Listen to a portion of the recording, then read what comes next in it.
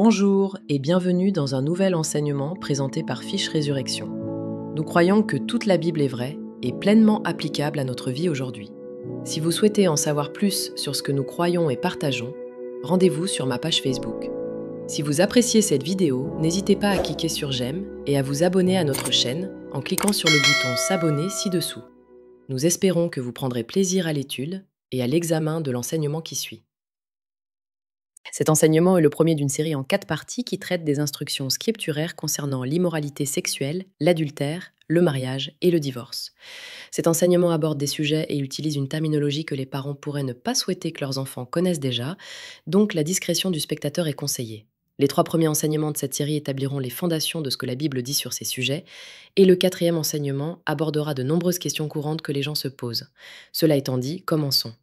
Dans 1 Corinthiens chapitre 6, Paul déclare que les personnes sexuellement immorales n'hériteront pas du royaume d'Élohim et il ordonne à l'église de Corinthe de fuir l'immoralité sexuelle. 1 Corinthiens 6, versets 9 et 10. Ne savez-vous pas que les injustes n'hériteront pas du royaume d'Élohim ? Ne vous y trompez pas. Ni les sexuellement immoraux, ni les idolâtres, ni les adultères, ni les hommes qui pratiquent l'homosexualité, ni les voleurs, ni les cupides, ni les ivrognes, ni les injurieux, ni les escrocs n'hériteront du royaume d'Élohim. 1 Corinthiens 6, 18. Fuyez l'immoralité sexuelle. Tout autre péché qu'une personne commet est en dehors du corps, mais la personne sexuellement immorale pêche contre son propre corps. Domhnall Dutchers traduction comme la version King James utilise le terme fornication au lieu d'immoralité sexuelle. Dans cette série d'enseignements, nous utiliserons ces 2 termes de manière interchangeable. Alors, que veut dire Paul par immoralité sexuelle ? Comment les Écritures définissent-elles ce qui est sexuellement immoral ? Pourquoi cela est-il si important et comment pouvons-nous fuir ce genre de péché ? Ouvrons les Écritures et examinons cela. Avant de définir l'immoralité sexuelle, définissons d'abord la moralité sexuelle. Quelle est la manière pieuse de nous conduire sexuellement ? Pour répondre à cette question, nous devons d'abord établir qu'Élohim veut que les gens aient des relations sexuelles. Genèse 1, versets 27 et 28. Ainsi, Élohim créa l'homme à son image. À l'image d'Élohim, il le créa, homme et femme, il les créa. Et Élohim les bénit, et Élohim leur dit « Soyez féconds, multipliez, remplissez la terre et soumettez-la. Dominez sur les poissons de la mer, sur les oiseaux du ciel, et sur tout être vivant qui se meut sur la terre. » Il n'y a bien sûr qu'une seule façon pour les gens de se multiplier. Ce verset montre que dès le commencement, Élohim voulait que les gens aient des relations sexuelles. Au fil de l'histoire, certains enseignements religieux ont émergé qui promeuvent le célibat, c'est-à-dire qu'ils enseignent que les gens ne devraient pas avoir de relations sexuelles du tout. Mais c'est un faux enseignement que Paul aborde dans 1 Corinthiens chapitre 7. 1 Corinthiens 7, 1, 1, 5. Pour ce qui concerne les choses dont vous m'avez écrit, il est bon pour un homme de ne pas avoir de relations sexuelles avec une femme, mais à cause de la tentation à l'immoralité sexuelle, que chaque homme ait sa propre femme et que chaque femme ait son propre mari. Que le mari rende à sa femme ce qu'il lui doit, et que la femme en fasse autant envers son mari. Car la femme ne possède pas autorité sur son propre corps, mais c'est le mari. De même, le mari ne possède pas autorité sur son propre corps, mais c'est la femme. Ne vous privez pas l'un de l'autre, sauf peut-être d'un commun accord pour un temps limité, afin de vous consacrer à la prière, puis retournez ensemble, afin que Satan ne vous tente pas à cause de votre manque de maîtrise de soi. Ici, Paul déclare que chaque homme doit avoir sa propre femme et chaque femme son propre mari, et que ces maris et femmes ne doivent pas se priver l'un de l'autre, ce qui signifie qu'ils ne doivent pas se priver mutuellement de rapports sexuels. Paul décrit l'arrangement approprié, un mariage dans lequel les relations sexuelles ne sont pas seulement permises, mais également encouragées. Cette relation de mariage fut établie dès le commencement par Élohim lui-même.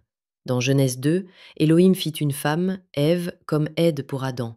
Et après l'avoir amenée à Adam, il dit ceci, Genèse 2, 24. « C'est pourquoi l'homme quittera son père et sa mère, et s'attachera à sa femme, et ils deviendront une seule chair. » Nous voyons donc qu'Élohim a mis en place un système, un mariage dans lequel un mari et une femme deviennent une seule chair, ce qui signifie qu'ils ont des relations sexuelles.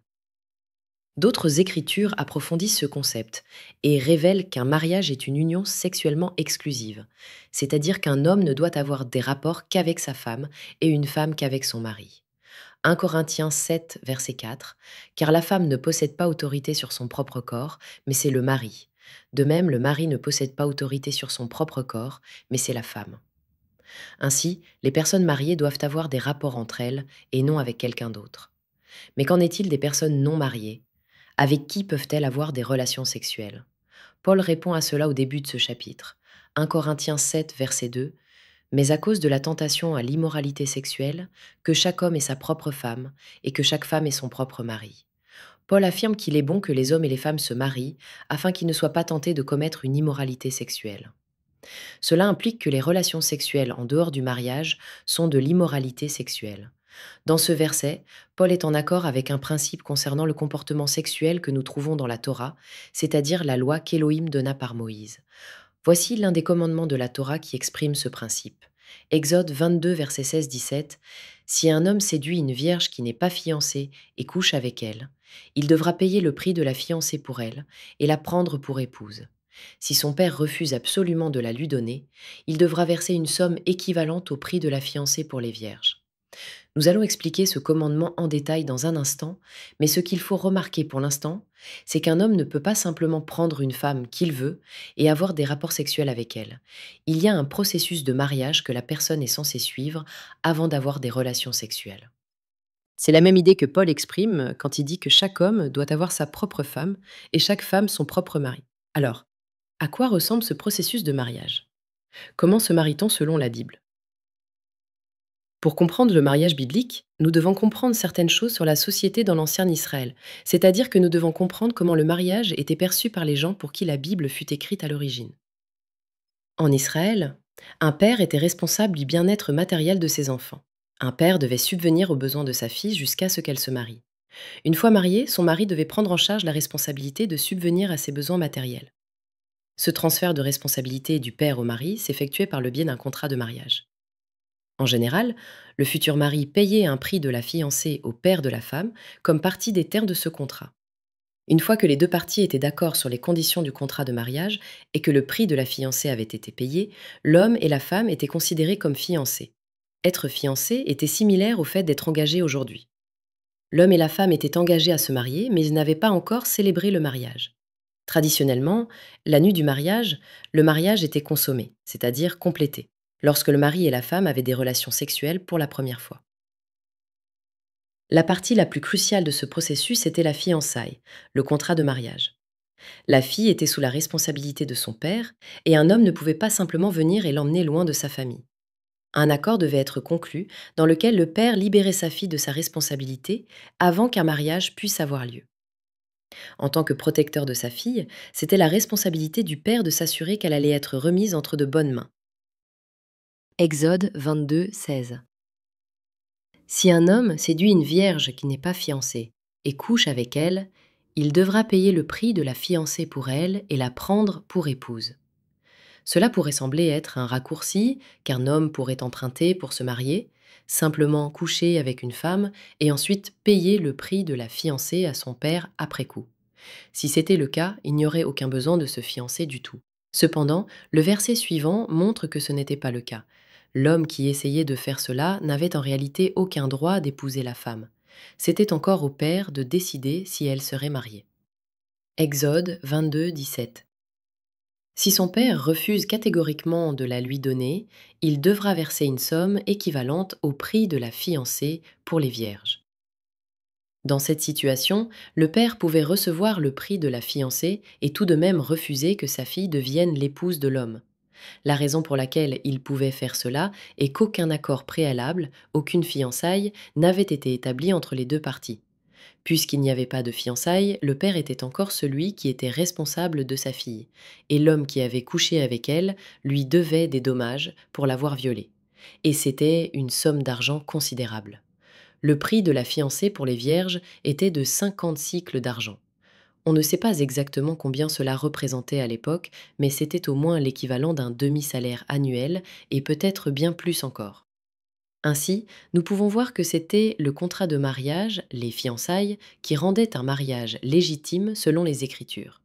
Un homme avait besoin du consentement du père de la femme pour l'épouser et pour assumer la responsabilité de prendre soin d'elle. Un mariage biblique commençait par un accord de fiançailles entre l'homme, la femme et la famille de la femme. À quoi cela ressemble-t-il aujourd'hui? Élohim attend-il des hommes qu'ils paient un prix de la fiancée pour se marier? Les femmes doivent-elles obtenir la permission de leur père? Nous abordons certaines de ces questions en détail dans la partie 4 de cette série. Mais pour l'instant, nous pouvons dire que les mariages entre croyants devraient généralement impliquer le consentement de la famille de la mariée. Certaines familles peuvent exiger un prix de la fiancée, d'autres non. Dans les mariages chrétiens, il est encore traditionnel que le père de la mariée la conduise jusqu'à l'autel et annonce qu'il la donne au marié. Ainsi, les mariages modernes maintiennent en grande partie l'esprit du modèle biblique, quelles que soient les modalités spécifiques du mariage. En tant que croyants, nous devrions nous marier avant d'avoir des relations sexuelles. Une fois qu'un homme et une femme sont mariés, ils sont libres, selon les Écritures, et encouragés à avoir des relations sexuelles l'un avec l'autre.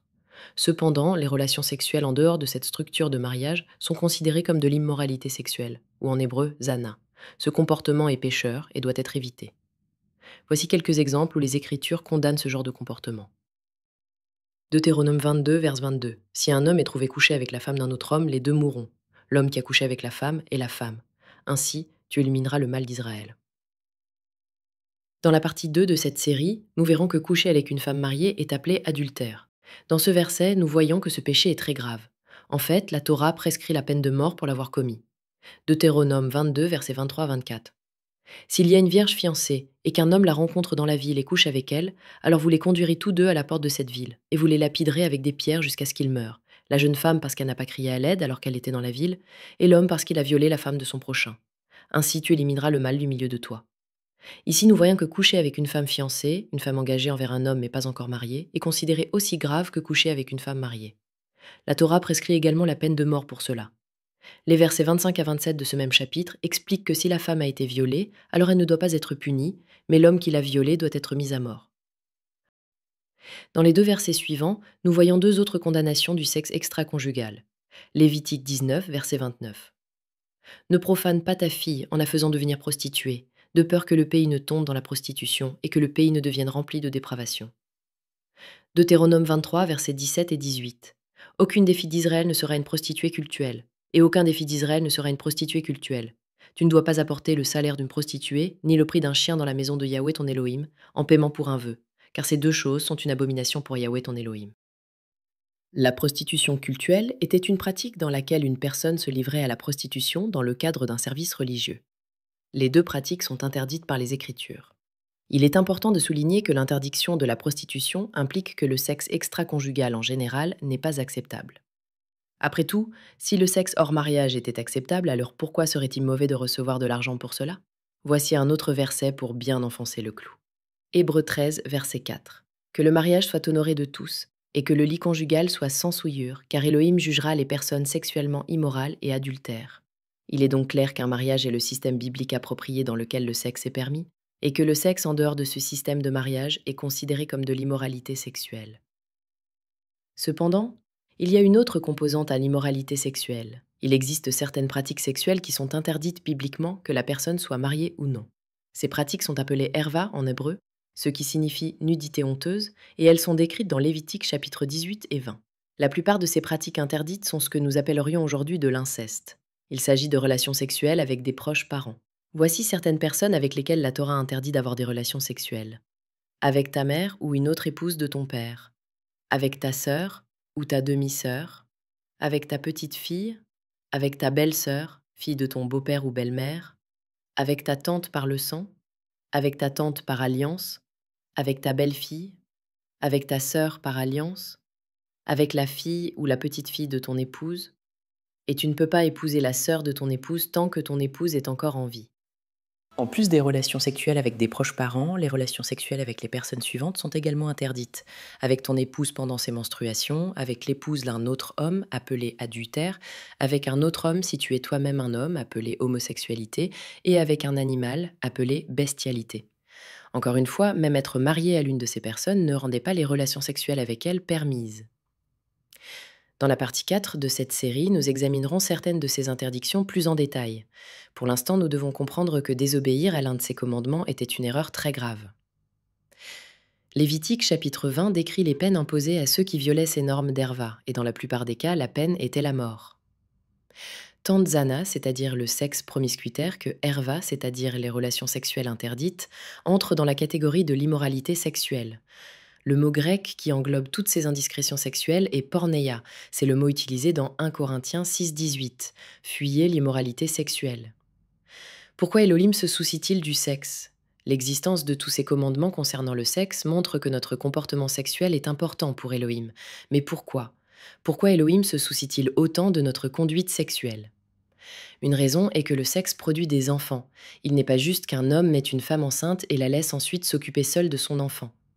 Avoir un système de mariage garantit que les hommes assumeront la responsabilité des conséquences de leur comportement sexuel. De plus, les enfants, en général, sont beaucoup plus heureux et en meilleure santé lorsqu'ils ont deux parents qui s'occupent d'eux, plutôt qu'un seul.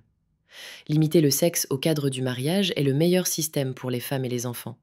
Cependant, les enfants ne sont pas la seule raison pour laquelle le sexe est important pour Elohim. Après tout, les comportements sexuels qui ne produisent pas d'enfants sont également régulés par la Bible. C'est parce que le sexe est plus qu'un simple acte physique, il est aussi considéré comme une union spirituelle entre deux personnes. Tout comme Yahvé voulait que son temple physique reste physiquement pur, il veut aussi que son temple spirituel, c'est-à-dire le corps du Messie, le peuple d'Élohim, reste spirituellement pur. Paul l'explique ainsi. Le corps n'est pas fait pour l'immoralité sexuelle, mais pour le Seigneur, et le Seigneur pour le corps. Et Elohim a ressuscité le Seigneur, et nous ressuscitera aussi par sa puissance. Ne savez-vous pas que vos corps sont les membres du Messie? Prendrais-je donc les membres du Messie pour en faire les membres d'une prostituée? Certainement pas. Ne savez-vous pas que celui qui s'unit à une prostituée devient un seul corps avec elle, car il est écrit, les deux deviendront une seule chair. Mais celui qui s'unit au Seigneur est un seul esprit avec lui. Fuyez l'immoralité sexuelle. Tout autre péché qu'une personne commet est en dehors du corps, mais celui qui commet l'immoralité sexuelle pêche contre son propre corps. Ne savez-vous pas que votre corps est le temple du Saint-Esprit, qui est en vous, que vous avez reçu d'Élohim? Vous ne vous appartenez pas à vous-même, car vous avez été racheté à un grand prix. Glorifiez donc Élohim dans votre corps. Nos corps sont comme des temples pour Elohim et nous devons les consacrer à son service. Cela signifie obéir aux règles d'Elohim concernant leur usage, y compris ces règles concernant la sexualité. C'est essentiel pour notre bien, car autrement nous manquerons notre part dans le royaume d'Elohim. Ne vous y trompez pas, ni les personnes sexuellement immorales, ni les idolâtres, ni les adultères, ni les hommes qui pratiquent l'homosexualité, ni les voleurs, ni les cupides, ni les ivrognes, ni les injurieux, ni les escrocs n'hériteront du royaume d'Élohim. Si vous avez commis ce genre de péché et que vous vous demandez si vous pouvez être pardonné, vous le pouvez. Yeshua payait la peine de nos péchés et si nous confessons nos fautes et nous en détournons, nous trouverons la réconciliation avec Elohim. Comme Jean l'a écrit, 1 Jean 1,9, si nous confessons nos péchés, il est fidèle et juste pour nous les pardonner et nous purifier de toute injustice. Même lorsque nous reconnaissons qu'Elohim veut que nous évitions l'immoralité sexuelle, le désir sexuel reste l'une des motivations les plus puissantes que nous ayons, et parfois le contrôler est plus facile à dire qu'à faire. Alors, que pouvons-nous faire pour nous aider à obéir aux commandements d'Elohim concernant la sexualité? Quelles sont les étapes pratiques pour fuir l'immoralité sexuelle? Voici 3 suggestions. Ne cherchez pas de failles dans la loi. La Bible ne définit pas précisément ce qui constitue une relation sexuelle, et certains peuvent y voir une permission implicite pour faire tout sauf ce qu'ils considèrent eux-mêmes comme un acte sexuel. Cependant, même si les Écritures ne détaillent pas explicitement ce qui est ou n'est pas considéré comme du sexe, elles montrent clairement que cette attitude est mauvaise. Chercher des moyens de contourner techniquement la loi, c'est violer l'esprit de la loi. Cela en annule le but. Elohim veut que nos désirs eux-mêmes s'alignent sur les siens. Yeshua l'explique ainsi, Matthieu 5, versets 27 et 28, « Vous avez entendu qu'il a été dit, tu ne commettras pas d'adultère. Mais moi, je vous dis que quiconque regarde une femme avec un désir impur a déjà commis l'adultère avec elle dans son cœur. » Si nous désirons constamment l'immoralité sexuelle dans nos cœurs, alors nous ne nous alignons pas sur la volonté d'Elohim. Nous ne sommes pas transformés par le renouvellement de notre esprit. Si nous désirons vraiment obéir à Elohim, alors nous devons changer notre façon de penser au sujet du sexe. Nous devons comprendre qu'Elohim a créé le sexe et le mariage pour nous, et que notre comportement sexuel n'est pas seulement un moyen de satisfaire les désirs de notre corps, mais qui fait partie de notre service envers lui. Si nous cherchons activement des moyens d'approcher la limite de ce que nous savons être mal, sans la franchir techniquement, alors nous ne sommes pas dans le bon état d'esprit, et nous devons changer notre attitude pour vraiment obéir à Elohim. La deuxième chose que nous pouvons faire pour nous aider à contrôler notre conduite sexuelle est de recevoir de l'aide d'autres croyants. En particulier, les anciens de votre congrégation locale ou là où vous avez une communion spirituelle peuvent vous offrir encouragement, sagesse et responsabilité pour vous aider à rester sur le bon chemin. Bien qu'il puisse être embarrassant de confesser nos péchés et nos luttes à d'autres personnes, c'est finalement bénéfique pour nous. Une partie de la raison pour laquelle il existe un corps de croyants est justement pour que nous puissions nous aider mutuellement à marcher dans la justice. Comme Paul l'enseigne, Galates 6, 1 à 2. Frères, si quelqu'un est surpris en faute, vous qui êtes spirituels, redressez-le avec un esprit de douceur. Veille sur toi-même, de peur que tu ne sois aussi tenté. Portez les fardeaux les uns des autres et accomplissez ainsi la loi du Messie. Si vous connaissez des frères matures dans le Messie, ou si vous êtes une femme, des sœurs matures dans le Messie, qui peuvent vous aider à surmonter vos luttes, sachez qu'Élohim les a placés là pour votre bien. Vous devriez accepter ces bénédictions et faire usage de leur aide. Si vous n'avez aucune communion spirituelle, nous vous recommandons d'en chercher dès que possible. Il n'y a aucune raison de porter tous vos fardeaux seuls. Parfois, il peut être difficile de trouver une communion, mais nous vous exhortons à continuer de prier et de chercher. Comme David l'a écrit, Elohim considère la prière du misérable et ne méprise pas sa supplication. La troisième chose que nous pouvons faire est de prendre l'exhortation de Paul au pied de la lettre lorsqu'il dit de fuir l'immoralité sexuelle. Les paroles de Paul rappellent l'histoire de Joseph en Genèse chapitre 39, Genèse 39, 7 à 12. Après un certain temps, la femme de son maître porta les yeux sur Joseph et dit « Couche avec moi ». Mais il refusa et dit à la femme de son maître « Voici, mon maître n'a souci de rien dans la maison avec moi, et il a remis entre mes mains tout ce qu'il possède. Il n'est pas plus grand que moi dans cette maison, et il ne m'a rien interdit sauf toi, parce que tu es sa femme. Comment pourrais-je faire une si grande méchanceté et pécher contre Elohim ?» Et bien qu'elle lui parlât jour après jour, il ne l'écoutait pas pour coucher à ses côtés ou être avec elle. Mais un jour, alors qu'il entra dans la maison pour faire son travail, et qu'aucun des hommes de la maison n'était là, elle le saisit par son vêtement en disant « Couche avec moi ». Mais il laissa son vêtement dans sa main, s'enfuit et sortit de la maison. Ici, nous voyons que lorsque Joseph eut l'occasion de commettre une immoralité sexuelle, il ne resta pas dans la situation. Il ne compta pas sur sa capacité à se contrôler et à résister à la tentation. Non, il s'enfuit littéralement de la maison. Nous pouvons apprendre de l'exemple de Joseph en refusant de nous donner l'occasion de commettre des transgressions sexuelles. Si nous nous retrouvons dans une situation compromettante, nous pouvons la quitter immédiatement. Si nous avons un ami, un collègue ou un groupe social, en personne ou en ligne, qui nous place dans ce genre de situation, alors nous devons être prêts à abandonner ces personnes pour obéir à Elohim. Le péché sexuel est un défi difficile à surmonter. Et si nous nous plaçons continuellement dans des situations où nous devons exercer un contrôle extrême, le surmonter devient presque impossible. Mais si nous faisons tout ce que nous pouvons pour nous aider à le surmonter, alors ce n'est pas impossible du tout. En fait, Elohim nous dit que ce n'est pas trop difficile pour nous. Si nous voulons vraiment garder notre intégrité et honorer Elohim, nous ne devrions pas placer d'obstacles supplémentaires sur notre propre chemin. Ainsi, lorsque nous sommes confrontés à une occasion d'être sexuellement immoraux, nous pouvons fuir la situation avant que la tentation ne devienne trop forte pour que nous puissions y résister. Elohim a des normes pour notre conduite sexuelle. La Bible dit que nous devrions nous marier en établissant un accord de fiançailles entre un homme, une femme et la famille de la femme avant d'avoir des relations sexuelles. Et que nous ne devrions pas faire de mariage pervers, comme ceux avec des proches parents ou avec des personnes du même sexe.